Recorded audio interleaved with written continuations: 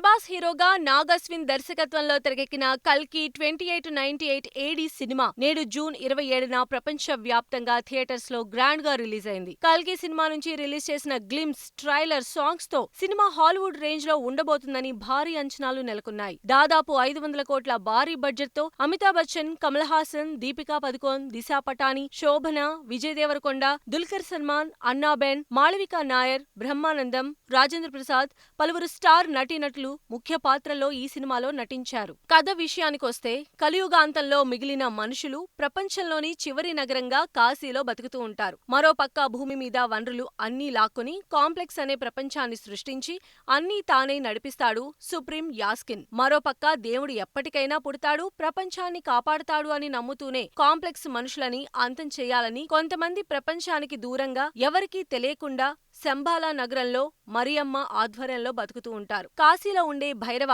Bounty Hunter గా పనిచేస్తూ ఎప్పటికైనా మిలియన్ యూనిట్స్ సంపాదించి కాంప్లెక్స్ లోకి వెళ్లాలని అనుకుంటాడు. కాంప్లెక్స్ లో ప్రపంచంలో ప్రెగ్నెన్సీకి పనికొచ్చే మహిళల్ని తీసుకొచ్చి వాళ్ల మీద ప్రయోగాలు చేస్తూ ఉంటారు. అక్కడ్నుంచి SUM-80 అనుకోని పరిస్థితుల్లో తప్పించుకుంటుంది. దీంతో ఆమెని పట్టుకుంటే మిలియన్ యూనిట్స్ ఇస్తామని చెప్పడంతో ఆమెని అందరూ వెంటాడతారు. దీంతో చిరంజీవిగా ద్వాపరయుగం నుంచి బతుకుతున్న అశ్వత్థామ ఆమెని కాపాడటానికి ప్రయత్నిస్తాడు. భైరవ కూడా ఆమెని పట్టుకోవడానికి ప్రయత్నిస్తాడు. అశ్వత్థామ SUM-80తో కలిసి ఎక్కడికి వెళ్లారు? అశ్వత్థామకు ఉన్న శాపమేంటి? ఎందుకు చిరంజీవిగా ఉన్నాడు? భైరవ, అశ్వత్థామ మధ్య యుద్ధం ఎందుకు జరుగుతుంది? శంబాలాలో ఏం జరుగుతుంది? కాంప్లెక్స్ మనుషులు శంబాలాని ఎందుకు నాశనం చెయ్యాలనుకుంటారు? భైరవ ఎవరు? అతను SUM-80ని పట్టుకున్నాడా? కలియుగాంతానికి మహాభారతానికి సంబంధం ఏంటి తెలియాలంటే తెరపై చూడాల్సిందే. కల్కి సినిమా ముందు నుంచి కలియుగాంతం, మహాభారతం కలిసి ఓ కొత్త కథ అని చెప్తూ ప్రమోట్ చేశారు. ప్రమోషన్స్ కు తగ్గట్టే చాలా కొత్త కథని చూపించారు. అసలు కలియుగాంతంలో ప్రపంచం ఎలా ఉంటుంది? భూమి మీద వనరులు అన్నీ నాశనమయ్యాక మనుషులు ఎలా బతుకుతారు? అక్కడ టెక్నాలజీ ఎలా ఉంటుంది అన్నట్టు చాలా బాగా చూపించారు. ఫస్ట్ హాఫ్ అంతా కాశీలో మిగిలిన మనుషులు, కాంప్లెక్స్ చూపించి భైరవ కాంప్లెక్స్ లోకి వెళ్లే ప్రయత్నాలు చూపిస్తారు. ప్రీ ఇంటర్వెల్ నుంచి సినిమా హై రేంజ్ లో ఉంటుంది. Pre interval action scenes అదిరిపోతాయి.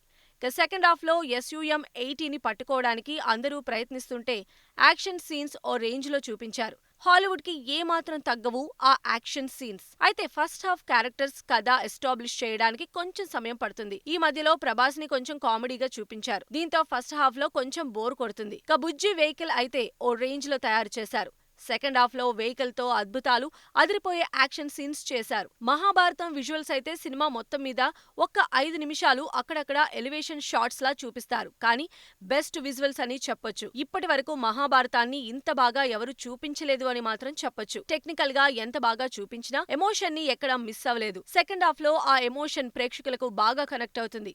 Climax అయితే వేరే లెవెల్ ఉంటుంది. ఎవ్వరు ఊహించని ట్విస్ట్ తో పాటు కల్కి సినిమాటిక్ యూనివర్స్ అనౌన్స్ చేసి ఈ సినిమాకు ఇంకో 2-3 పార్ట్లు ఉంటాయని హింట్ ఇచ్చారు. ఈ సినిమాలో చాలా పాత్రలు ఉండగా నాగ్ అశ్విన్ ప్రతి పాత్రకు తగ్గట్టు నటీనటులను పర్ఫెక్ట్ గా ఎంచుకున్నారు. భైరవ పాత్రలో ప్రభాస్ కామెడీగా నటిస్తూనే యాక్షన్ సీన్స్ లో అదరగొట్టాడు. అయితే మరో పాత్రలో కూడా ప్రభాస్ కనిపించి ట్విస్ట్ ఇచ్చి సూపర్ అనిపిస్తాడు.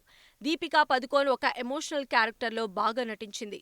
శోభన కూడా మరియమ్మ పాత్రలో దేవుడు వస్తాడు అని ఎదురుచూస్తూ బతికే ఎమోషన్ లో బాగా చూపించారు. సుప్రీం యాస్కిన్ గా కమల్ హాసన్ సరికొత్త గెటప్ లో నెగిటివ్ షేడ్స్ లో కనపడి అద్దరకొట్టారు. మలయాళ నటి అన్నాబెన్ కైరా పాత్రలో యాక్షన్ అదరకొట్టింది. తమిళ నటుడు పశుపతి, హర్షిత్, మాళవిక నాయర్, దిశా పటాని, సస్వత చటర్జీ, రాజేంద్ర ప్రసాద్, బ్రహ్మానందం ఇలా అనేక మంది నటీనటులు కూడా తమ పాత్రల్లో మెప్పిస్తారు. ఈ సినిమా టెక్నికల్ గా చాలా బాగుంది. ముఖ్యంగా సినిమాటోగ్రఫీ, విజువల్ ఎఫెక్ట్స్ అదిరిపోయాయి. ఈ రేంజ్ లో విజువల్స్ అయితే తెలుగు సినిమాల్లో ఇప్పటిదాకా చూసుండరు. హాలీవుడ్ మార్వెల్స్, DC సినిమాలను మించి కొన్ని సీన్స్ అదిరిపోతాయి. యాక్షన్స్ పరంగా కొత్త ఆయుధాలతో సరికొత్త యాక్షన్ సీక్వెన్స్ 2898 సంవత్సరానికి తగ్గట్టు చూపించారు.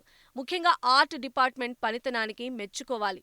కలియుగాంతంలో భూమి ఎలా ఉంటుంది, అప్పుడు ఎలా బతుకుతారు అని చాలా పర్ఫెక్ట్ గా చూపించారు. ప్రతి సెట్ న్యాచురాలిటీకి దగ్గరలో ఉంటుంది. కథనం కూడా చాలా కొత్తగా ఉంటుంది. దర్శకుడిగా నాగ్ అశ్విన్ చాలా బాగా కష్టపడి తన రిసోర్స్లన్నీ వాడి పర్ఫెక్ట్ సినిమా తీశాడు అని చెప్పొచ్చు. నిర్మాణ పరంగా సినిమాకి 500 కోట్ల బడ్జెట్ అని ముందు నుంచి చెప్తున్నారు. ఆ బడ్జెట్ సినిమాలో చాలా గ్రాండ్ గా కనిపిస్తుంది. మొత్తంగా కలియుగాంతంలో దేవుడు మళ్లీ పుట్టే ముందు ఎలాంటి పరిస్థితులు ఉంటాయి, ఆ బిడ్డ పుట్టబోయే మహిళకు ఎలాంటి పరిస్థితులు వచ్చాయి, ఎవరు కాపాడారు అనే కథని మహాభారతానికి లింక్ చేసి చాలా అద్భుతంగా చూపించారు నాగాశ్విన్. ఈ సినిమాకు 3.75 రేటింగ్ ఇవ్వొచ్చు.